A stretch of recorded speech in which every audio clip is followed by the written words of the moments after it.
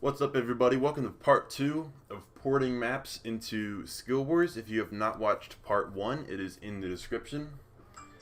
In part 1, we went over basic planning and brainstorming and considerations of things you want to think about a map before you try and port it, so you don't waste your time porting it. You want to make sure you can put in spawns well. You want to make sure the terrain's not too difficult to put in. You want to make sure that it's going to be fun and hopefully and whatnot. So in this video we selected a map. I'm going to try and port Scrapyard from Modern Warfare 2 into SkillWarz, and we are going to do some basic planning here. So the first thing, I'm gonna walk around. I'm gonna launch this game here. If you're not familiar with Scrapyard, you'll be able to see here. So Scrapyard is a very popular Modern Warfare 2 map. It takes place on, a scrapyard. The main feature of this map, you have 4 buildings, one on each side of the rectangle, and then in the middle you have these tubular airplane parts. So it kind of has a cool look to the map, and the map also plays pretty well. So I'm going to walk around the map here while I'm talking so you can kind of see what this map looks like, hopefully. Whoops, turn my sensitivity down there. So we have this building here, which is a 2-story building. So we have this area up here, but other than that, not a whole lot going on. You can climb up through these windows, as you've seen here. Like I said, the main feature of this map is we have this we have these weird airplane parts. I shouldn't say they're weird. They're just fuselages. But this is the middle of the map here. Is you have these, and then like I said, there's also 3 buildings, one on each side of the map here.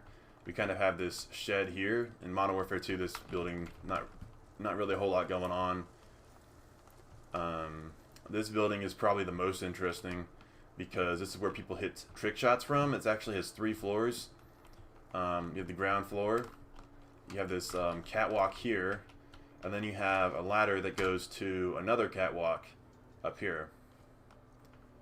So a lot of times people will pull out their noob tubes or whatever and junk them across the map from here. Of course, that's not something you can do in SkillWarz, thank God. If you play Modern Warfare 2, you know what I'm talking about. And there's also a good sniping position, which would be kind of the more obvious usage for such a vantage point if you were playing SkillWarz. And if I can even go down a ladder, that'd be great. The last thing here, look at where this ramp is we have this building, which is like your loading bay kind of thing. Probably the only not obvious camping spot is you can go in here if you crouch. So I may add that in. I don't know yet. You got to be flexible when you're playing in maps. So for the planning stage, you want to get the scaling right. So I'm gonna put this on the screen here, hopefully, if I remember. I'm gonna edit this video, so it should be on the screen. The movement speed for Call of Duty versus SkillWarz. Of course, if you're porting from another game, you're gonna have to figure out what the movement speed is in that game and kind of figure that out. But the map size is based on, your movement speed. If you can move faster, the map's gonna feel smaller. And then also, there's some other considerations. For example, like if I try and shoot while strafing here, I can do it, but it really doesn't work super well, right? However, in SkillWarz, as we all know, you can just strafe from. See, I can't do successive jumps easily and whatnot. So if I try and shoot while strafing, it's just not really working out. In SkillWarz, you can just jump back and forth, right? While shooting, and that's also at a full sprinting speed, or a full walking speed if you're jumping to the side. So, so my point here is that movement in Call of Duty is a bit slower in speed and also kind of more sluggish. So, from porting from Call of Duty to SkillWarz, you need to make the map a bit bigger, and then you also need to make sure your corridors are a comfortable size. Because Call of Duty, you can have pretty tight areas like this, and it feels fine because you can't be just jumping and bouncing all around. But in SkillWarz, this would feel very tight because you could like jump and basically hit the ceiling. You could bounce from wall to wall and whatnot. So some things like this, like if you have tighter areas, you want to consider expanding them. This is, of course, perspective from Call of Duty. If you're trying to port a map that is very large, like I don't know, from Halo or something, that has vehicles or something to move around. Of course, vehicles make you move very fast. So if you're trying to do something like that, then you would want to make the map smaller in scale because you're not going to get around it as quickly. So for Call of Duty in particular, let me start. With SkillWarz, the movement speed is 5 meters per second, and the sprinting speed is 8 meters per second, which is a 60% increase. And you can sprint for unlimited. Of course, there's a sprinter perk also, which makes you sprint 15% faster than normal, but most people don't use it, so we don't really have to consider that. In Call of Duty, your movement speed is 4.75 meters per second, and the sprinting speed is a 50% bonus, which is only a bit slower than SkillWarz 5 meters, 60% bonus. However, as you can see, in Call of Duty, you cannot sprint all the time. You can really only sprint about half the time. You can sprint for like a second and then let go of sprint and keep going. So this is unless you have the marathon perk, which most people don't really use. This is the fastest you can go, is sprinting about half the time. So for the long run, you can move at 8 meters per second continuously in SkillWarz from just sprinting continuously.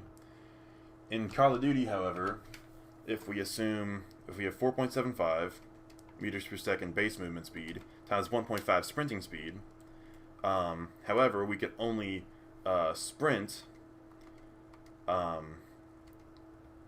for half the time. So we take 4.75 plus 4.75 times 0.5, that's our 50% bonus, which we can also get half the time, so that's another 0.5.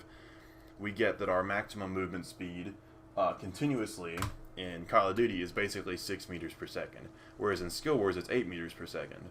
So SkillWarz, you move about 33% faster overall in the long run, which means that for this map to feel the same, we need to make the map about 30% bigger. So we measure the map, we know our movement speed, so we can measure the map side to side here. Now I'm not going to do this, but what you want to do, because it's boring, but what you want to do, I opened the console by accident, is,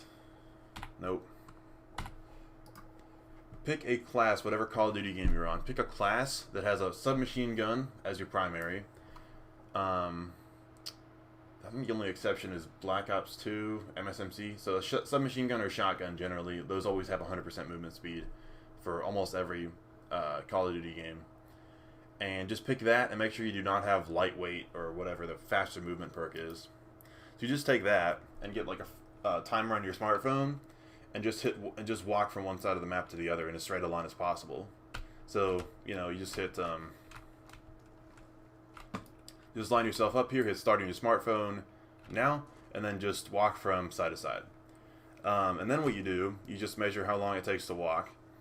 Once you hit the other side here, obviously you just hit stop on your smartphone like now, and then take whatever that time is, multiply by 4.75, which is your movement speed, and then you will get the width of the map, whatever this distance is here. So I measured this is 60 meters. And then I also did this walking test. I did it from this back wall here all the way down to there, that truck there. If you can't see it, don't worry about it. It's just the other end of the map. And I found that is 100 meters. So what I'm going to be doing is making my map. I usually make my maps, whatever this is, times 1.3. So if we have 100 meters, that's of course 130 meters in the long axis. And then we take 60 times 1.3 and we get 78. So I'm going to make my map in SkillWarz approximately 130 by 78. 130 by 80, whatever. It doesn't really have to be perfect. But the main point is to one, figure out how big this map is, and then two, make this map bigger. And then what you want to do is pull up a mini map of this map. So we know that this dimension here is going to be 130 from here to this wall. And this here is going to be 78. So what you want to do is take a screen measuring tool, which I actually use a pair of physical calipers and just measure my monitor. As dumb as that sounds, it works pretty well. You can take some type of screen measuring tool which just counts the pixels and just count the pixels from here to here. Divide by 130, and that's the pixels per meter. So then when you count, you just multiply that value by whatever you draw to, and then that's the meters. So then you can position all this stuff on the map in terms of meters, and that way you can put it easily into the map editor. So I'm just going to do a bit of a time lapse here of me doing this for this map, and then I'll come back to you.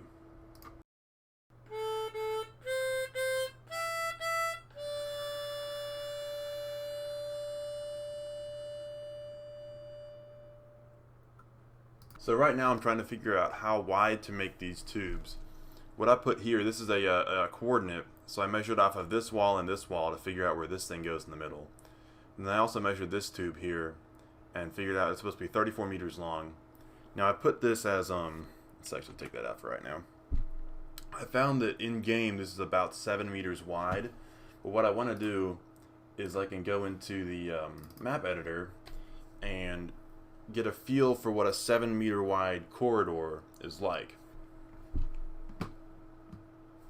So it's basically exactly as you would expect.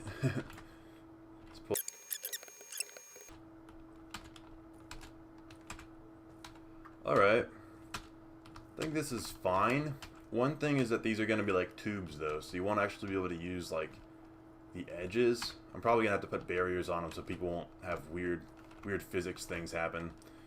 So what would probably be better is if I left about a meter on each side that I could just block off with a barrier. So having the actual playing area be 7 meters wide seems fine, but I would need to make the actual diameter 9 meters, because like I said, it's gonna be a tube. It's not gonna be a flat surface. So this is some of those things where, you know, if you're ever thinking about what size something maybe should be, you can always just go into the editor and run around and see kind of how this feels, right? So yeah, I think that's a pretty good feel.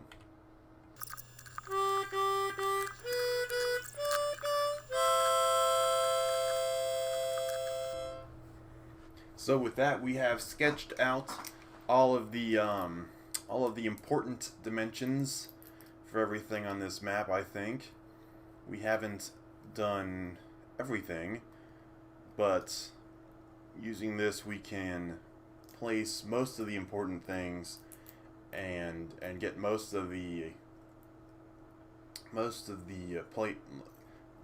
placement done, most of the whatnot. And we want to place the important things first so we can see how the map scales. And then the little stuff like stairs, crates, all this type of stuff, we can just place that later. It's no problem. It doesn't have to be placed perfectly or anything. I just want to get the main buildings, the main structures and stuff in. And that's that. So this is the end of part 2. This is the actual planning, is this episode, as hopefully was made clear. I hope you enjoyed watching. There will be a part 3 where I try to place stuff on this map using the map editor and using my plane here, and we'll have to see how that goes. But yeah, other than that, thank you for watching, and I will catch you later.